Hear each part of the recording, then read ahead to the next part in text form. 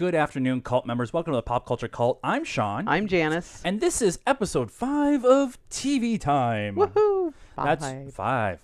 We're at a big 5-0. No, 5. 5. 5. This is our TV-centric talk show. Yes. Where we talk about some of the news. A lot of the news that we got this week is going to be stuff that came out of New York Comic Con. Yep. Except for some little Star Wars thing that broke the internet. Right. But we're gonna talk about some of the TV stuff, and if there is TV stuff that you want us to either put our eye on or talk about, we do our best to try to watch as much as we can. But we're only 2 people with full-time jobs, so we're gonna have all day. Right.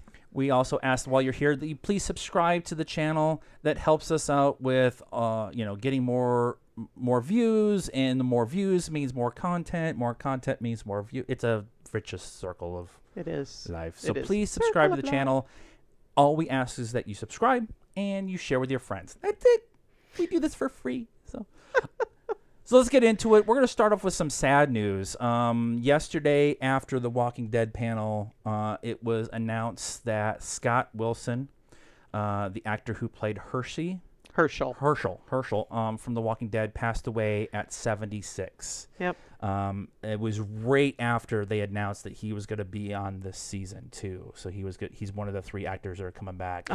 This season. So it was pretty sudden. Pretty sudden. He has been dying. He's been fighting cancer. Okay. I went and found out this morning before we got with everything, and passed away from cancer. He was 76. And the outpouring of support from everybody online about, he was just beloved by everybody. Yeah, he was. Yeah, it seemed like a nice guy. Super sad to hear him. And I'm sorry, I'm going to cuss, guys. I try not to do it too much, but fuck cancer. Just if you have a chance to help Stephen Amell with his Fuck Cancer campaign, every time you get the chance, or the American Cancer Association. Yeah, we do a thing for cancer fighting every year, and I always participate as much as I can, even if I'm broken and I can't actually do what they're doing. So we're going to talk about some stuff now. Apparently I'm from Jersey. First off, we're going to talk about Project Blue Book. Now, What? When did this happen? We have PlayStation Vue, and the 2 channels that we wish we had was CW and the History Channel. Well, we're on Discovery, which is in the History.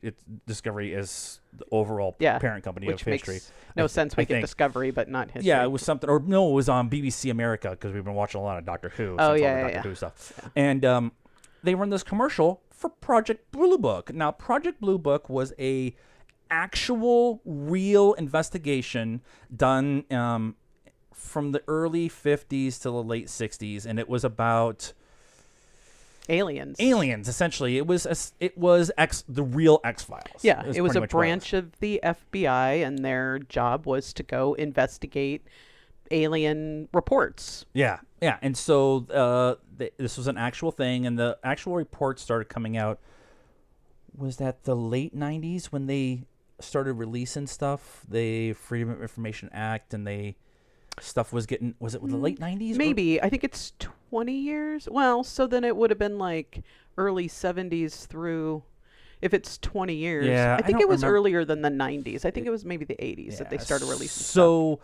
They are doing a 10-episode season of Project Blue Book, and the stars are going to be Michael Malarkey, and Littlefinger. Aidan Gillian. And I'm terrible at names. That's why I just kind of look at her.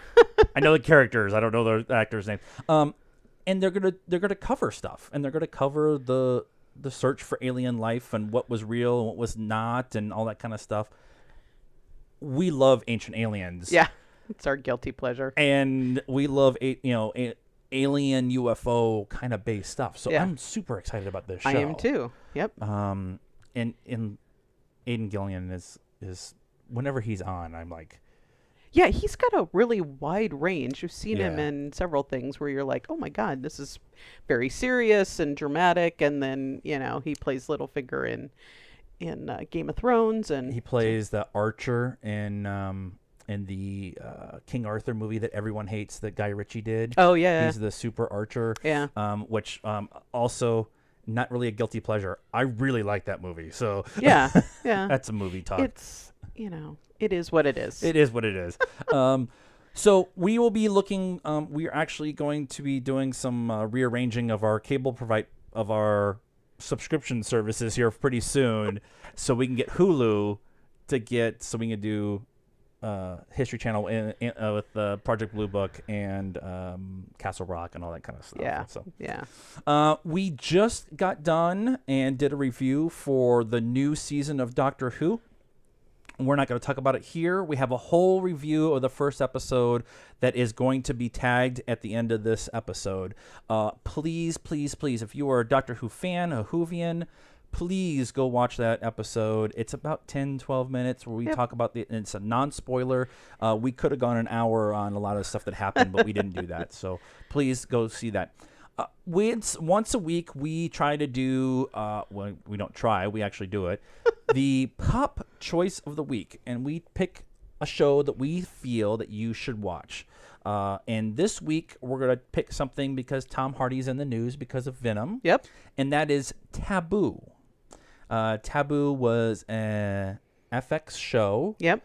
10 episode, set in the Victorian era, and very interesting. Yeah, I thought it was really good, and it was, again, one of those shows you kind of need to pay attention to. Yeah.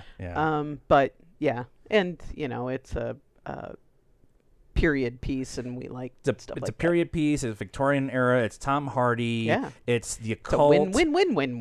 It's the occult. It's right in our wheelhouse of weird stuff. We were at breakfast with our kids this morning, and to celebrate one of their birthdays, and they're like, "Are you watching This Is Us? Are you watching what was the other one that we were talking about?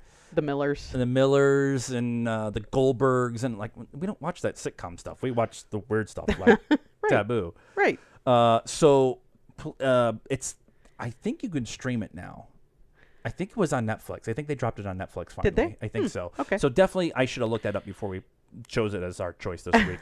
And the next season is out sometime next year. I don't remember, Yeah, but they are filming. They did pick it up one, and stuff. yeah. So, right. Well, now that Tom Hardy's done with the promotion for Venom, he Right. can actually go film. He's free. Yeah.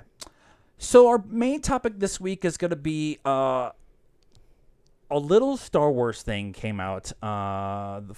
So what has been going on is Disney announced a streaming service. We've talked about this in the past. The big they, with the big T. the big, announced that Disney proper is going to have a streaming service. Yep. Out of that streaming service, you're going to get new original content, and you're going to get much of the Star Wars, Marvel, Pixar,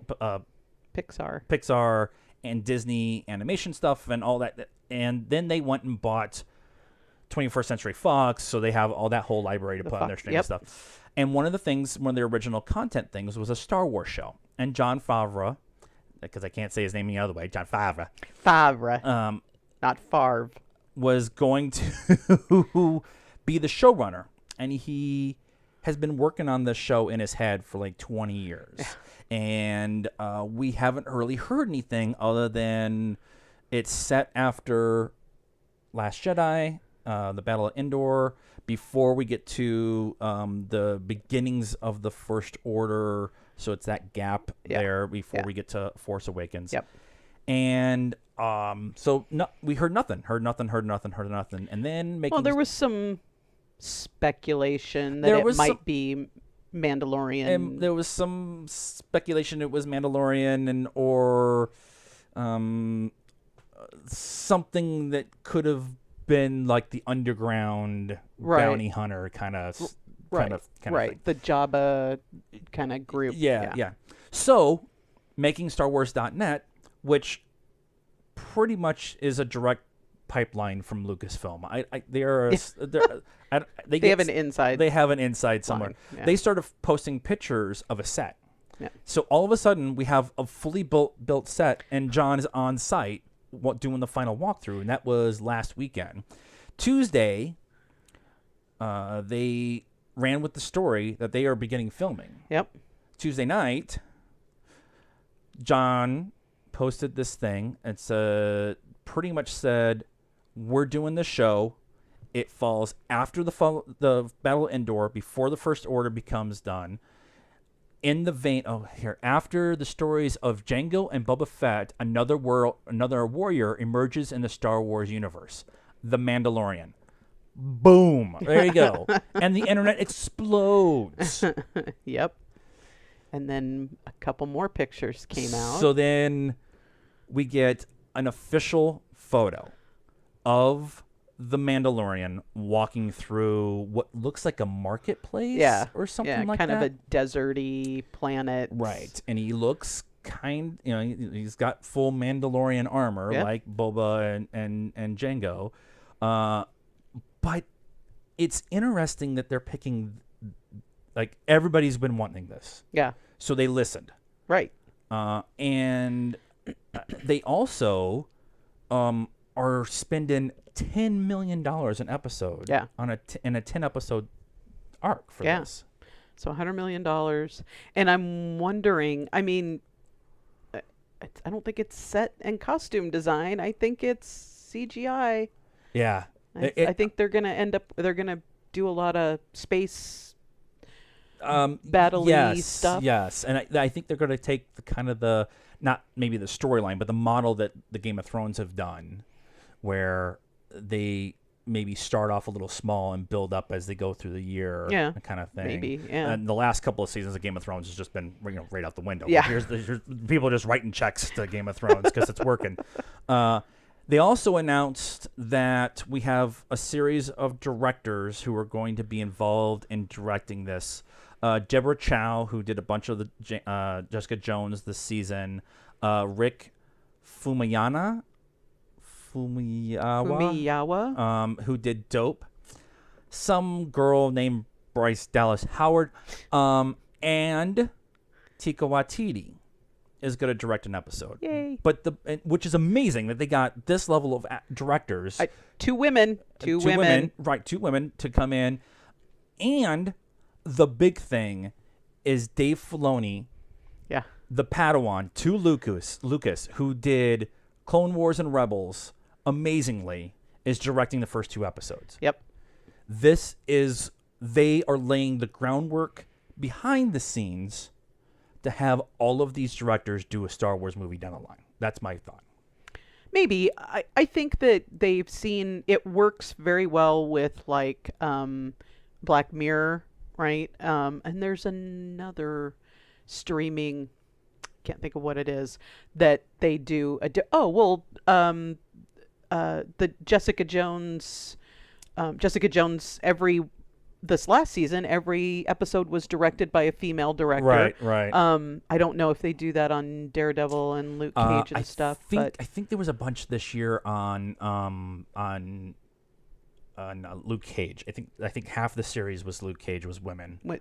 Well, and just directed by women. different. But different episode directors. is a different director. Yeah. So it's working, and there's been a big outpouring recently that, where are all the women directors? Where are all the women directors? And everybody's like, we have a bunch of them here and like 3 here, and there's no a gap. huge gap. Yeah. And so this is the only way that these people, women, men, minorities, whatever, are going to get some experience so that they've at least got something to put on their resume. And the other thing that's going to be interesting with this, with John being the showrunner of this, a bunch of people are going to want to come in, A, because of Star Wars, but B, to work for John. Yeah. And so you're going to get a lot of people like Tika, like Bryce Dallas Howard, to come in and put their... Now, Bryce Dallas Howard has directed shows before. Has she? And so she's and done her dad's done and she just two. calls her dad's, Dad, I need help.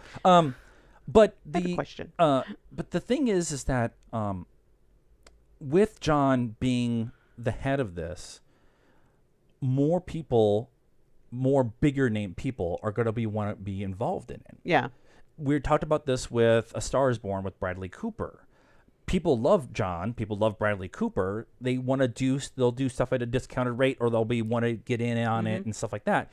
And the reason I bring that up is because we have no idea who the Mandalorian actually is going to be played by. Right. The rumor is my husband has theories. Is Pedro Pascal. Now, I spent maybe an hour finding a photo of Pedro walking essentially in the same stance as the picture we got of the Mandalorian. He's like, eh? Yeah.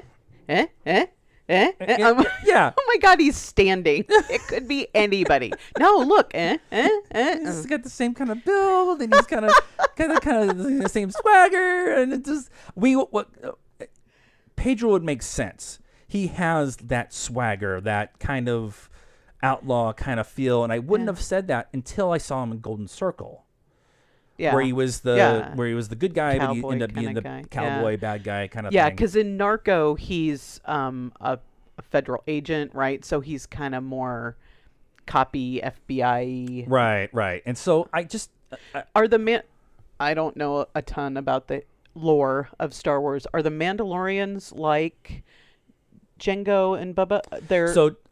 Aren't they clones? So no, they're their own race.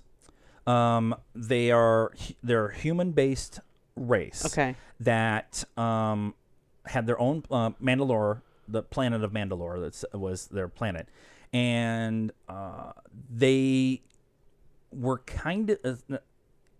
I get a little fuzzy on some of this stuff because some of it's lore and some of it's not new. It's new canon and stuff like that.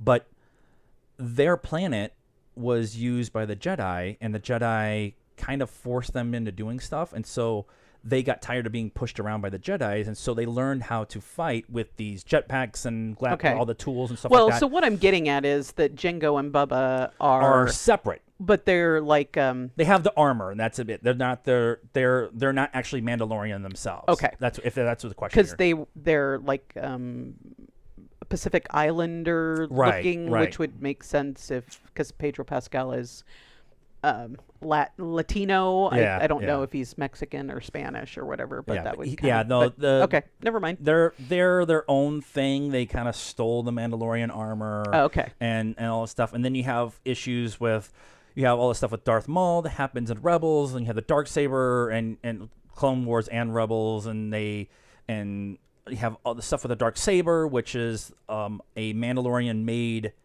sword that they could use. They had a Mandalorian who went to go train with the Jedi, and so they gave him the sword, and then the sword ends up being like the Excalibur. Whoever has the sword is the leader of the...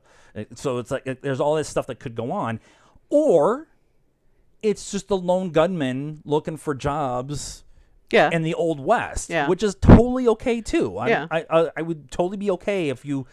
with Filoni involved, they're going to throw stuff in. He's really steeped in the lore of Mandalore. Yeah. So is Jon Favreau. He played a Mandalore in Clone Wars. And so having all of that stuff going on, you're going to have all these connections to that stuff. Yeah. But if there's no connections and all they do is just a cowboy Western kind of feel too, I'm okay with that too. They'll probably do what they do with the Defenders. Jessica Jones, Luke Cage, all of them, they throw in the, after the incident in New York, right? They'll probably make references so that it at least feel a little bit of the connection. This suit of armor was on Endor, and you can get it for steel if you spend, that kind of thing, kind of stuff. So we're Ewok head. I will buy you an Ewok head. No, only Ewok if I can light it on fire. I like sweater yams. We're gonna go. Ewok gets it.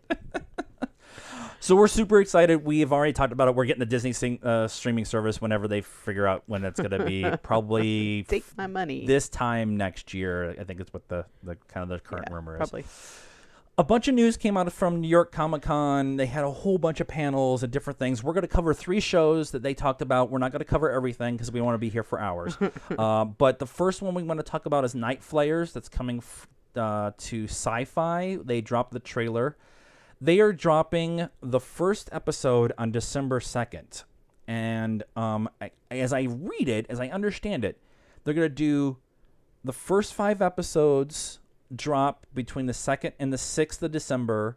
And then from the 9th to the 13th is the next 5. Yeah. And they're going to show them on everything. Yeah. So they're going to be on Sci-Fi proper, on the app, on the on-demand, all that kind of stuff. Yep. So I thought that was kind of an interesting... We kind of talked about it a little bit, but it's kind of a hybrid between having a regular network show and a streaming service. service. And splitting it up. I was thinking about it after we first watched it, and we were kind of talking about it. Splitting it up makes complete sense because you can't, you could still get it, but you won't get the spoilers as readily, right? For the people that stream the whole thing the first day and then start spoiling everything. Right. You're not going to get that. You've got the first 6 episodes and then you've got to wait. And so you've, if you've waited until the second 6 episodes come out to watch the first 6, that's your fault. Yeah. But I've also, it's a sci-fi horror show is what it kind of feels and like. George R.R. Martin. It's based off of his book, and it looks like there's a monster on the ship and you can't hide from it, so they have to figure it out. Whatever. So I'm totally in. We're sci-fi, and it's weird, so I'm totally gonna be in. But I just thought that was really interesting that they're gonna do. We've talked about it a little bit in the past, but I'm just really interested in how they're doing that. The marketing. Amazon Prime. Making it harder to get rid of you. We can't quit you. So we're getting The Boys. The Boys is a graphic novel from Dynamite Comics. Graphic is the graphic name for is not. So I saw the trailer on Friday, and then I was at Zia Records, and I came across the first volume of the first run of books, and I like having all the comics in one sitting. And so I got it in the 4th panel. They're having sex in the defense office, Secretary of Defense's office. The 5th page, they killed off a major character's girlfriend, and here we go. That's the comic, and it's super graphic and super violent and super cussy. And Amazon picked it up, and they're doing it, with Carl Urban, Carrie Fukunaga, like just a bunch of like big ones are Carl Urban and Alan Tudyk is the bad guy, and he's in it. I don't know if he's the bad guy, but and Simon Pegg is in it too. Yeah. And one of the characters in the book is actually based off of Simon Pegg. Simon Pegg's not playing that character. He's playing the guy's dad in the show. But they showed the trailer, and it's about superheroes and like this company who kind of runs the marketing for the superheroes. Yeah. And the boys are vigilantes who are tired of the superheroes. Yeah. Kind of, they have no powers or whatever. But but just based off the trailer and what I've told you, are like we've talked about this. We like weird stuff. Are you in? Or? Yeah, I'm in. Yeah, I'm totally in. It reminds me of, and I can't think of the blue guy. I said this last time too. Dr. Manhattan? Yes, the Watchmen. The Watchmen. It kind of felt Watchmen-y. Yeah, so. Yeah. So I'm when I first heard about this, I was excited about it because of Carl Urban and everybody who's in it. And then I got to read more about the boys and everything. And then I started reading the comic, and now I'm super in. And I'm in. The last one we're going to talk about this week is Good Omens. Also dropped a trailer.